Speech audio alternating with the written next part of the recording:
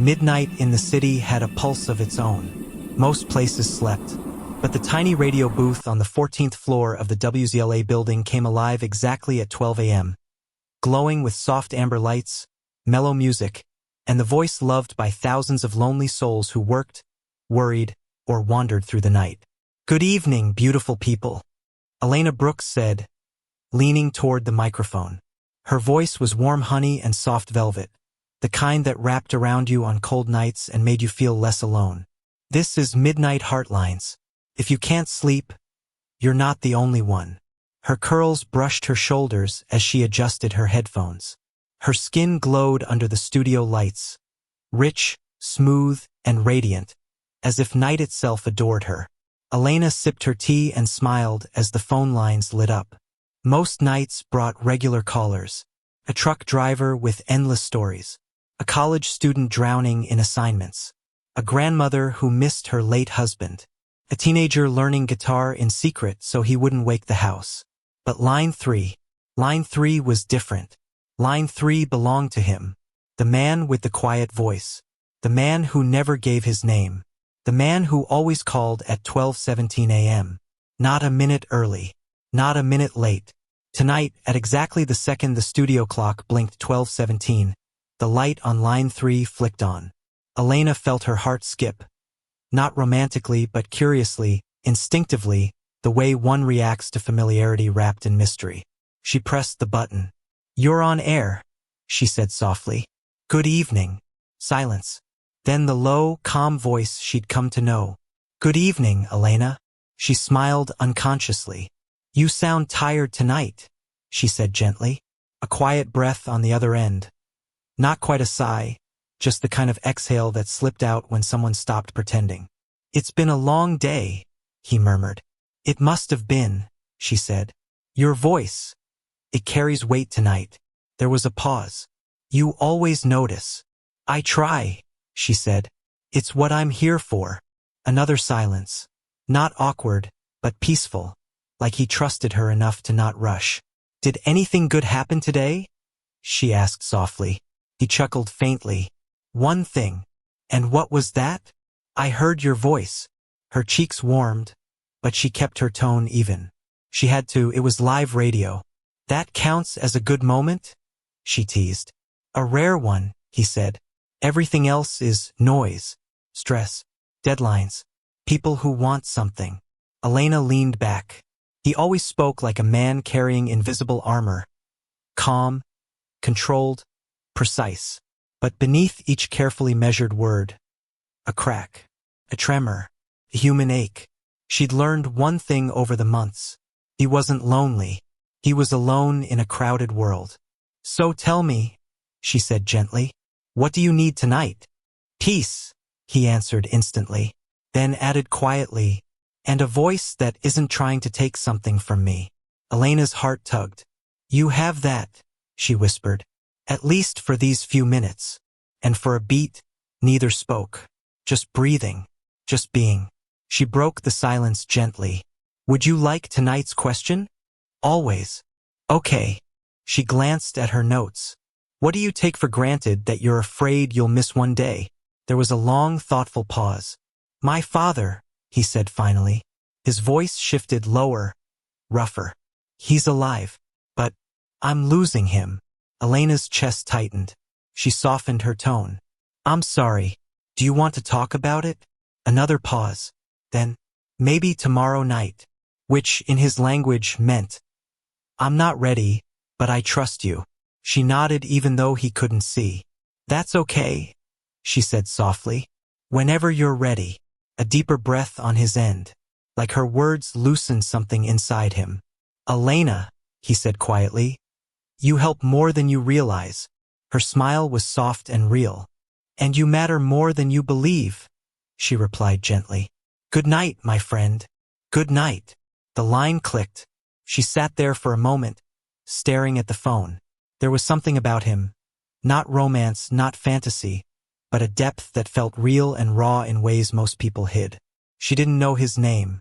She didn't know his age. She didn't know anything about him. But she knew his silence. And sometimes, silence told more truth than words. At 3 a.m., her shift ended. Elena stepped out into the cold city air, pulling her coat close as she walked to the bus stop. Streetlights flickered on wet pavement. A few taxis zoomed past. A bakery truck unloaded fresh bread at the corner. She always took the same route home. And she always had the same feeling after his calls. Who are you? Why do you sound broken? Why do you trust me? She didn't expect an answer. But fate had won. And it was coming sooner than she thought. Across the city, a black SUV pulled up to a gated glass tower overlooking the skyline. Aaron Valentine stepped out, shoulders stiff, face tired, tall, sharp-featured, hair slightly tousled, suit jacket slung over his arm. His security team waited at a distance, giving him space. Everyone always gave him space, sometimes out of respect, sometimes out of fear. He walked through the lobby, ignoring the stares.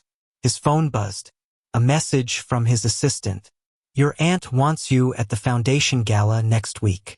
He exhaled long, exhausted. Then his screen lit again. Board meeting at 10. Security briefing at 2. Investor lunch moved to Friday. His jaw clenched. The world wanted pieces of him, money, decisions, presence, power. Only one woman wanted nothing. Only one woman didn't know his name. Only one voice made him feel human at the end of the day. Elena. He leaned against the elevator wall, closing his eyes. He didn't know her, but he needed her. More than he'd ever admit. The elevator dinged softly. He pushed off the wall. Tomorrow was coming. And tomorrow meant 12:17 a.m., where he could breathe again, even if only for a few minutes. Morning sunlight slid through the blinds of Elena's small apartment like pale ribbons of gold. She blinked awake slowly, stretching as the soft hum of the city drifted up from the street below. Her first thought, embarrassingly irrationally, was of line 3. More specifically, of him. She had never seen his face, never heard his full laugh, never asked for his real name. Yet somehow, his voice had carved out a quiet place in her mind, and her heart had the nerve to treat that place like home. She shook the thought away and headed to her tiny kitchen where the kettle hissed and steamed. As she made ginger tea with a splash of honey, her phone buzzed. A message from her station manager. Ratings from last night. Midnight Heartlines is trending again. Elena smiled. She didn't care about fame, only connection. Only sincerity. Only the way one voice could touch another across the dark. But line 3, he wasn't like her regulars. No rambling stories. No jokes. No details about work or hobbies or daily life. He spoke the way people write in journals they hope no one will ever read, quietly, cautiously, but honestly. She sipped her tea. Who are you really? And why do you sound like a man who carries the weight of 2 lifetimes? She didn't realize she'd whispered the thought aloud until her own voice filled the silence. Across the city, Aaron Valentine sat at a long boardroom table, surrounded by polished wood, glass walls, and men twice his age wearing expressions as sharp as their cufflinks. One of them slid a stack of papers toward him. Quarterly projections, the man said stiffly. You'll need to approve them by Friday. Another cleared his throat. Also, the media is asking for a comment about your father's treatment. We need a scripted response. Aaron's shoulders stiffened. My father's health is not a media topic, he said flatly. A silence spread, tight, cold, disapproving. A director at the end of the table adjusted his glasses. With all due respect, Mr. Valentine, your father built this company. Transparency is expected. Aaron lowered his gaze to the polished table. They didn't understand. His father wasn't a headline. He was the one person in Aaron's life who had ever spoken to him without wanting something. The only person who made his success feel earned instead of inherited. And now, he was fading. Aaron signed the papers without looking. The room sighed in relief. They didn't want him, not the man behind the name. They wanted his signature, his decisions, his presence. But not him, never him. When the meeting ended, he walked toward his office, jaw tight, heart heavy. His assistant, Marla, followed behind him with a tablet. Your aunt called again. She wants you at the foundation gala. No, she's expecting. No, Marla. She paused, then nodded. Understood. He closed the office door behind him and exhaled. The silence pressed in on him like a second skin. But then, a memory slipped in. Warm, velvet soft, gentle. You always notice. He had told her last night. And she had. She always did. Just the thought of Elena's voice steadied him. It was strange. Absurd even, that a woman who didn't know his face or his world could anchor him more than the people who saw him every day. But she did. And 12:17 a.m. suddenly felt impossibly far away. That night, the city bathed itself in neon and moonlight while Elena prepared for her shift. She fixed her curls, applied a soft gloss, and slipped into her usual dark sweater. Radio-friendly, comfortable, and warm. In the studio, she adjusted her microphone and glanced at the blinking phone lines. Line 1, Line 2, Line 4, Line 5, but Line 3 was dark. Not yet 12:17. Her heart shouldn't have cared. But it did. The show began effortlessly. Calls flowed one after another. Heartbreak, loneliness, small joys, random confessions. Elena listened with patience, empathy, and the kind of genuine warmth that made strangers feel like family. When the studio clock blinked 12:16, her pulse quickened just a little. At 12:17 exactly, Line 3 lit up. She pressed the button. Good evening, she said, voice soft as a low piano note. Hello, Elena. The warmth in her chest was ridiculous, but real. You made it, she teased, keeping her tone calm. Rough day. A beat of silence. A day full of people, he replied quietly. And not one conversation that felt human. Her heart softened. I'm sorry. It's all right. A breath. I have tonight. She leaned closer to the microphone. What's on your mind? A pause. He rarely hesitated. Tonight he did. I think, he said slowly, I'm becoming dependent on something I'm not supposed to depend on. Her pulse stilled, but she chose her response with care, professionalism, and kindness. What do you mean? Another breath. Your voice, he said quietly. This show, the calm I feel here, it's the only time I remember I'm not alone. Elena's eyes softened. She kept her tone steady, comforting, safe. I'm glad this space helps you. That's what it's for. But what if I want it too much? He murmured. You're not taking anything from me, she assured him. This line is open because people need connection. You're allowed to need that too. A quiet sigh, almost relief, drifted through the line. Thank you, he whispered. She felt something twist gently inside her. Not romantic, not dangerous, just human and real. You don't have to earn safety, she said softly. You just get to have it. He didn't speak for a moment. Then, Elena, may I ask tonight's question? She smiled. Of course. Tonight's question is, what surprised you about yourself this week? He exhaled, thoughtful. That even at my worst, he said, I still crave kindness. Her voice dropped to a warm hush. That's not weakness, she replied. That's being human. Silence. A soft, grateful silence. Elena, he said finally, you're extraordinary. Her breath hitched only for a moment before she regained her professional ease. Thank you, she whispered. Good night. Good night. The line clicked. She sat back in her chair, heartbeat steady but thoughtful. He was unraveling, not in a dangerous way but in a human way. A powerful man breaking quietly in the dark, and finding solace in her voice. She didn't know his world, but soon they would collide. And when they did, nothing would be the same. The next night, Elena arrived at the station with a knot of anticipation twisted inside her chest. But she still glowed with same energy and cool tone. The thought of her regular caller made her heart anticipate even though she still felt relaxed. She turned on the studio lights, set up her notes, placed her tea beside the soundboard, and adjusted her mic. The clock ticked closer to midnight. She inhaled deeply. She wasn't nervous on air, but tonight felt different, more fragile, more real. At 12 a.m., she pressed the mic button. "Good evening, loves," she said, her voice steady. "This is Elena with Midnight Heartlines. If you can't sleep, you already know, neither can I." She took a small sip of tea. "I hope tonight brings connection, kindness, and maybe a little light in the dark." Calls flowed in. The truck driver with the endless stories. A mother worried about her daughter leaving for college. A young man debating whether to propose. Elena smiled through each one, guiding, listening, holding space. But when the clock blinked 12:16, her breath hitched. 1 second passed. Then another. 12:17. Elena watched the phone. Nothing. No light. No ring. The studio felt too quiet. She stared at line 3, empty, still cold. For the first time in months, he wasn't there. A small ache bloomed in her chest, unexpected and sharp. Was he okay? Was something wrong? Did yesterday's meeting overwhelm him?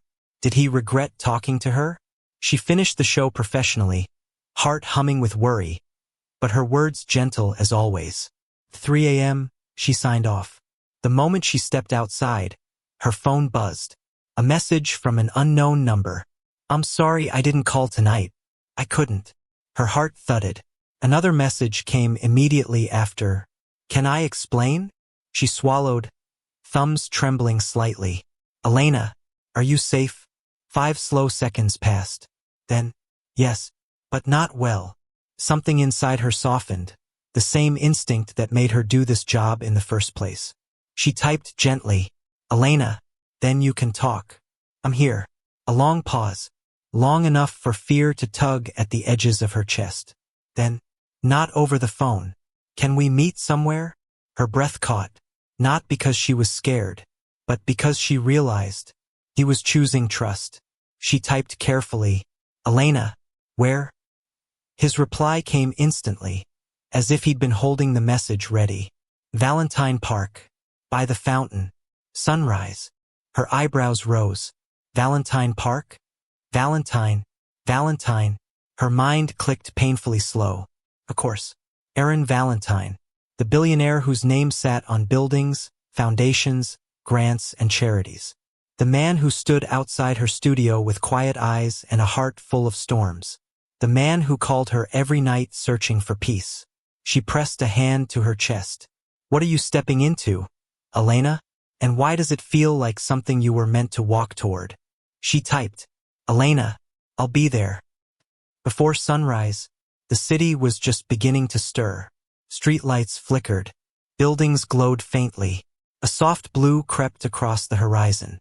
Valentine Park was empty except for the single fountain at its center, water glimmering beneath pale morning light. Elena wrapped her coat around herself, her breath misting in the cold air. She checked her phone. 5:54 a.m. He said sunrise. She turned when she heard soft footsteps approaching from behind. Aaron Valentine walked into the clearing slowly, hands in the pockets of a dark coat, hair slightly tousled like he hadn't slept. He looked less like a billionaire and more like a man carrying something he didn't know how to put down. For a moment, they just looked at each other. Then he spoke. "I didn't call last night," he said quietly, "because I didn't trust myself not to say too much." Elena's chest tightened. "You can talk to me," she said softly. He looked at her, really looked at her, as if he was memorizing her, anchoring himself. "You're the only person I talk to," he admitted. She stepped closer, voice tender. "Why is that?" His jaw clenched, eyes shifting away. "Because you don't know me." She hesitated. His voice was low, almost defeated. "You don't want anything from me. You don't pretend. You don't angle for influence. You don't ask for favors. You don't bow. You don't flatter." His eyes returned to hers, blue-gray and stormy. "You just listen." Elena's voice softened. "And that scares you?" "It terrifies me." Silence hovered, gentle and cold. The fountain murmured behind them, the city waking around them like a distant heartbeat. "What happened last night?" she asked quietly. Aaron exhaled, breath trembling. "My father," he said. His heart condition got worse. Elena's heart squeezed. "Oh, Aaron, I'm so sorry." He swallowed hard. We fought earlier yesterday. I said things I shouldn't have. And then when the hospital called, his voice broke slightly. Elena stepped forward without thinking and placed a hand on his arm. Steady, warm, grounding. His breath hitched. You don't have to pretend with me, she whispered. Not here. For a moment he simply closed his eyes. When he opened them again, his walls had lowered. Not gone, but softer. I didn't know who else to talk to, he said. Elena smiled gently. You came to the right person. His voice quieted. You always say you're here for people who can't sleep. I am. You said you bring light in the dark. I try. He held her gaze. You do. Something inside her trembled. Not romantic, not dramatic, just deeply human. She squeezed his arm once. You don't have to carry everything alone, Aaron. He inhaled shakily, a breath that sounded like relief mixed with grief. I don't know how to do that, he whispered. Elena's voice was soft as sunrise. Then let me show you. He looked at her for a long, long moment. Eyes gentling, shoulders lowering, something unwinding inside him. Finally, he said, Can I walk you home? She smiled. I'd like that. And as the sun rose over Valentine Park, painting the sky in gold, Aaron Valentine, the man who carried the weight of a world, walked slowly beside the woman whose voice had become his refuge. The walk from Valentine Park to Elena's apartment wasn't long, but somehow it felt like they were crossing a different world, a quieter one, where truth didn't echo so loudly and the air didn't press so hard on the chest. Aaron walked beside her with his hands in his pockets, shoulders lower than she had ever seen them. Not defeated, just human. They turned down a street lined with early morning cafes preparing to open. The smell of fresh dough and coffee drifted through the air. Elena spoke first, her voice soft. How long has your father been ill? Aaron exhaled slowly. Years. But it's getting worse. He hides the numbers from me. The doctors try to keep me calm, but I know better. Elena nodded gently. And I'm guessing you've been carrying most of that weight alone. His silence was confirmation.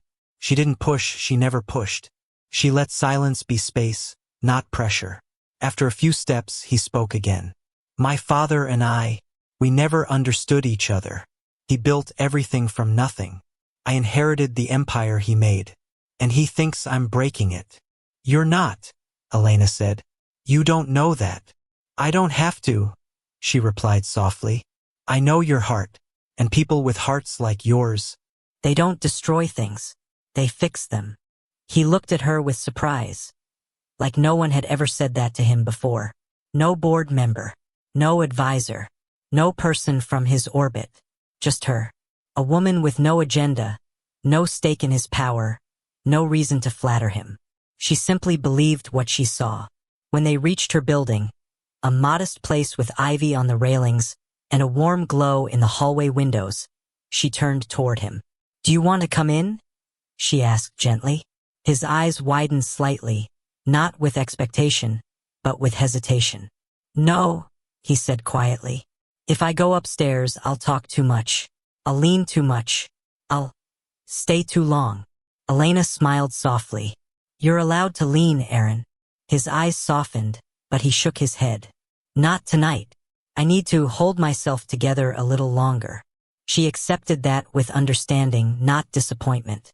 Then at least let me know when you get home. I will. They stood outside her door for a moment that stretched warm between them. Not romantic, not dramatic, just two people standing on the edge of something fragile and real. Thank you for meeting me, he said quietly. Thank you for trusting me, she replied. He breathed out, a faint, tired laugh. I don't trust easily. I know, and I don't understand why it's so easy with you. She held his gaze gently. Maybe because you needed someone who doesn't want anything from you.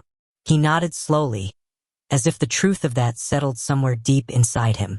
Hope to see you soon again, Elena. Elena smiled softly. Take care, Aaron.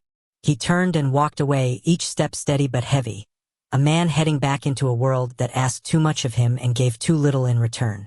Elena watched until he disappeared around the corner, then went inside. Later that morning, Elena woke at noon, exhausted but strangely calm. Her phone buzzed. A message from him. I made it home. Thank you again. I slept for 3 hours, that's a miracle. She smiled, warmth blooming in her chest. Elena, I'm glad. You needed it. Aaron, are you working tonight? Elena, always. A long pause. Aaron, then I'll call tonight. Her heartbeat lifted, steady but warm. Elena, I'll be here. That night, 12:17 a.m., Elena turned on her mic. Good evening, loves. It's Elena with Midnight Heartlines. But her voice felt different to her own ears. Softer, steadier, anchored by something she could not yet name. Calls came and went. But when the clock hit 12:17, line 3 lit up. She answered with a calm she didn't entirely feel. You're on Midnight Heartlines, she said gently. This is Elena. A familiar voice exhaled. Hi. Her heart fluttered. Not with romance, but with relief. Hi, Aaron, she said quietly. He didn't speak for a moment. She could hear him breathing. Not sad, just present. Finally, he said, Can we talk about something that isn't heavy tonight?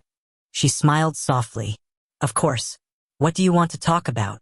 He hesitated. You. Elena blinked. And me. You always listen, but no one listens to you. I want to know how your day was. She laughed gently, surprised, touched. My day was peaceful. I slept in. I made tea. I read a little. What did you read? Poetry. Of course you did, he murmured, smiling through his voice. And you? There was a short pause. Meetings. Numbers. Advisors panicking at the sound of their own voices. She muffled a laugh. Sounds exciting. Horrifying, he corrected softly. But better than yesterday. Her voice warmed. I'm glad. And, he added, I kept thinking about this morning. She froze. Oh, you had your hand on my arm for 3 seconds. Her breath stilled. He continued, voice low but not intimate, just honest. It was the first gentle thing I felt in months. Elena's chest tightened. Aaron, I'm not asking for anything, he said softly. I just wanted to say it. She exhaled slowly, heart full. Thank you for telling me. The call continued for nearly an hour, slow, thoughtful, calm. He talked about his mother's love of jazz. She talked about her childhood in a small, warm neighborhood. He talked about his insomnia. She talked about her favorite childhood book. No masks, no roles, no billionaire, no radio host. Just two souls finally finding a safe place to land. At the end of the call, Aaron whispered, Elena, I hope tomorrow is kind to you. Her heart softened. I hope the same for you, Aaron. The line clicked softly as he hung up. She pressed her palm lightly to her chest. Something was happening. Something she wasn't sure she could name yet. Something she wasn't sure he could either. But it felt like the beginning of healing. For both of them. The next few nights passed with an unexpected softness. Aaron called Elena at 12:17 a.m. every night. Sometimes for 15 minutes, sometimes for nearly an hour. Their conversations weren't dramatic. They were human. He asked about her favorite childhood cartoons. She asked about his mother's garden. He told her about the first time he tried to cook and almost set off the penthouse sprinklers. She told him how she once tripped walking up to a school award ceremony and laughed the entire way. Little truths, little pieces, little light. He slept better. She smiled more. The world didn't know about them. Not because they hid anything romantic, but because the quiet between two people who understand each other is a sacred thing. But peace never lasts untouched. And one morning, everything shifted. The Valentine estate, 8:42 a.m. Aaron sat beside his father's hospital bed, fingers loosely interlaced, gaze lowered. His father, Richard Valentine, once a towering presence, looked smaller now. Still sharp-eyed, but tired, worn. Machines hummed quietly. A faint beep kept rhythm. Sit, his father whispered. I'm sitting, Aaron said gently. Richard watched him carefully, the way only fathers can, seeing beneath armor, beneath silence, beneath everything spoken or unspoken. "You've been different these past weeks," Richard murmured. "Calmer, lighter, less trapped inside your own head." Aaron blinked, surprised. "Have I?" "Yes," Richard sighed. "And I know why." Aaron's breath hitched. He waited. Richard studied him for a long moment. "Who is she?" Aaron swallowed. You forget," Richard said with a faint smile. "I've been you longer than you've been you." Aaron closed his eyes briefly, then opened them. "She's someone I talk to." "Someone," Richard repeated slowly, tasting the word. It's not." Aaron paused, correcting himself. "She's not part of my world, Dad. Exactly why I want to meet her." Aaron straightened sharply, shock flashing across his face. "What?" Richard didn't repeat himself.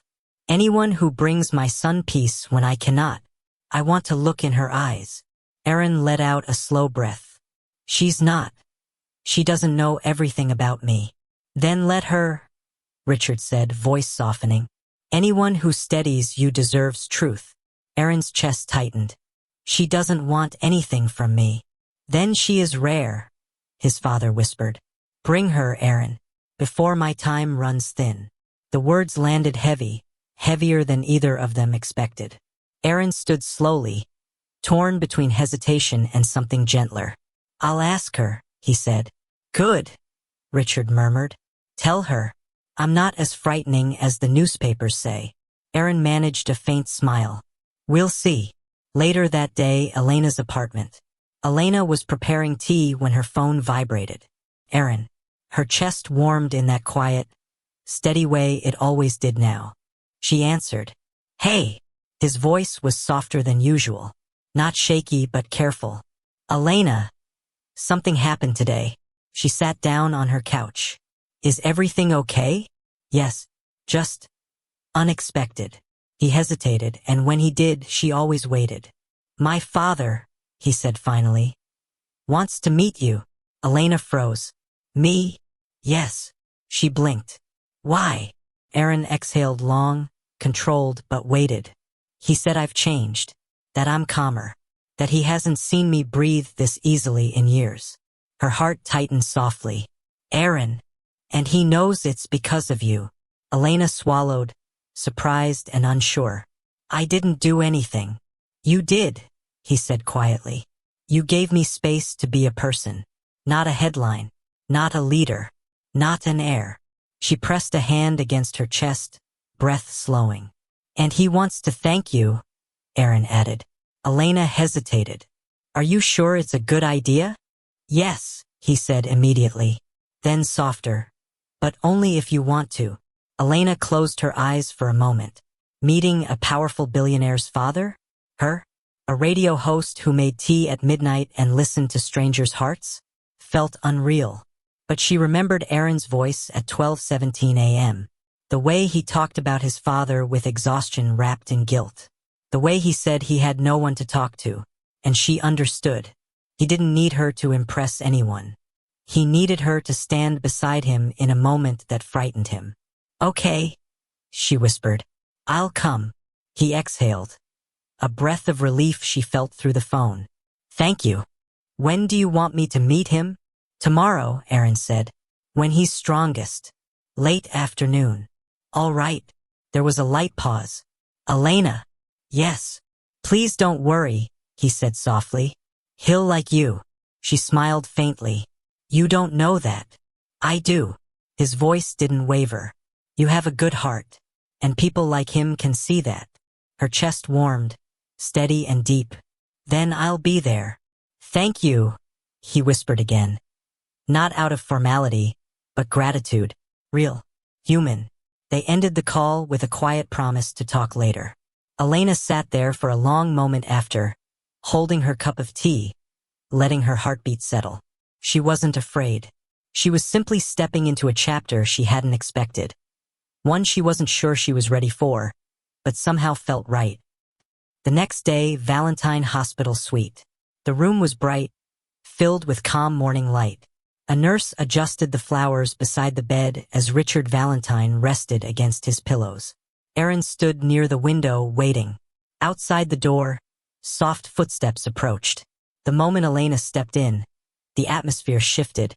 Quiet but warm, gentle but sure. She wore a simple dress, nothing extravagant. Yet she carried herself with the kind of grace that didn't try to impress.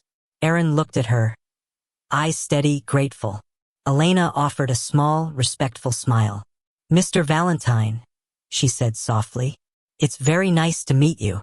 Richard Valentine studied her for a long, thoughtful moment, and then smiled. Not a powerful man's smile, not a businessman's smile, a father's smile. "I see why my son sleeps better now." Elena's breath caught. Aaron's lips parted, stunned. "Quiet." Richard gestured to the chair beside him. "Sit, my dear. I've been waiting to thank you."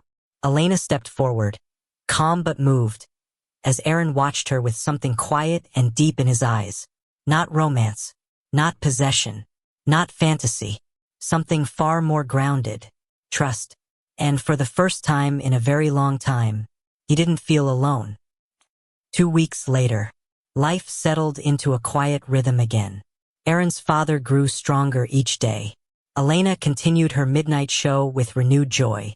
Aaron called at 12:17 a.m., but now their conversations felt different. Open, peaceful, steady. Sometimes he talked. Sometimes he listened. Sometimes they simply breathed in the same silence. And when they met in person, always in daylight, always in gentle places, the connection stayed the same. Soft, sincere, unexpected in the most beautiful way. But there was something Aaron hadn't said yet. Something he felt every time she laughed. Every time she looked at him with warmth instead of judgment. Every time she made the world feel less heavy and more human. He wasn't falling in love loudly. He was falling quietly, honestly, and deeply. And he wanted her to know. The on-air confession. Midnight. Elena slipped on her headphones and spoke into the mic with her usual glow. "Good evening, beautiful people. This is Midnight Heartlines, where no heart beats alone." Callers came and went. 12:17 approached. She smiled without realizing. The line flicked on. Line 3. Her breath softened. She pressed the button. "Good evening," she said. "You're on air." "Good evening, Elena." Her heart warmed. "You sound different tonight," she said softly. He exhaled. "I feel different." She waited.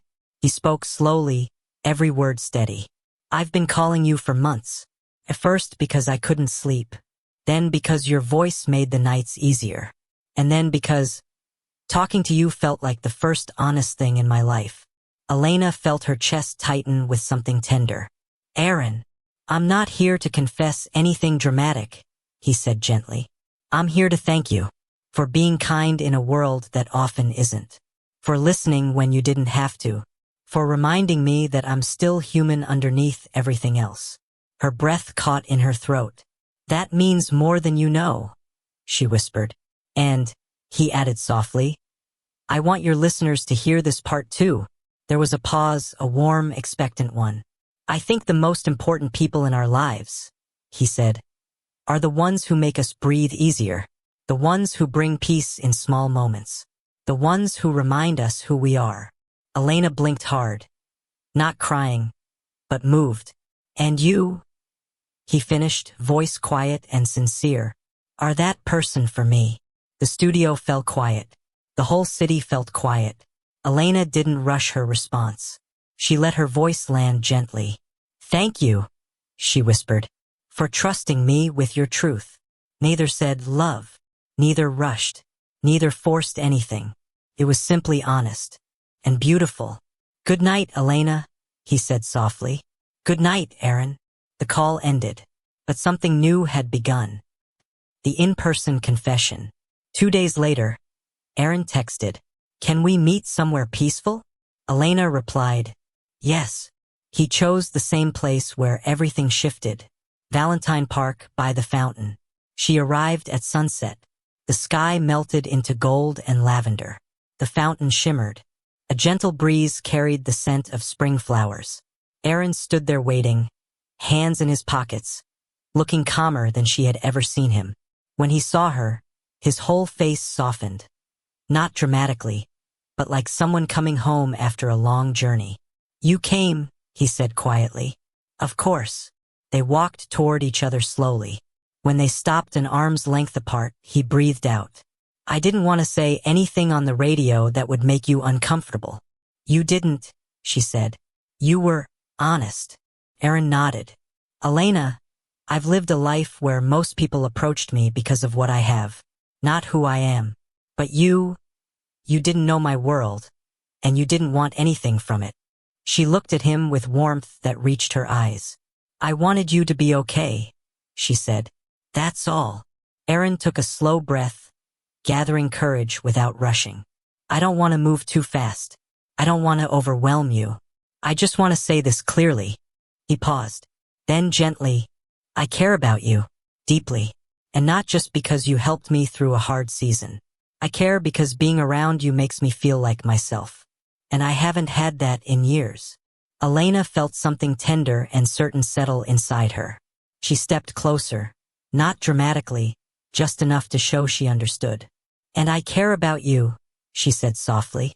"Not the billionaire, not the CEO, just Aaron, the man who calls at 12:17 with a thoughtful question, and who listens when I talk about the little things that matter to me."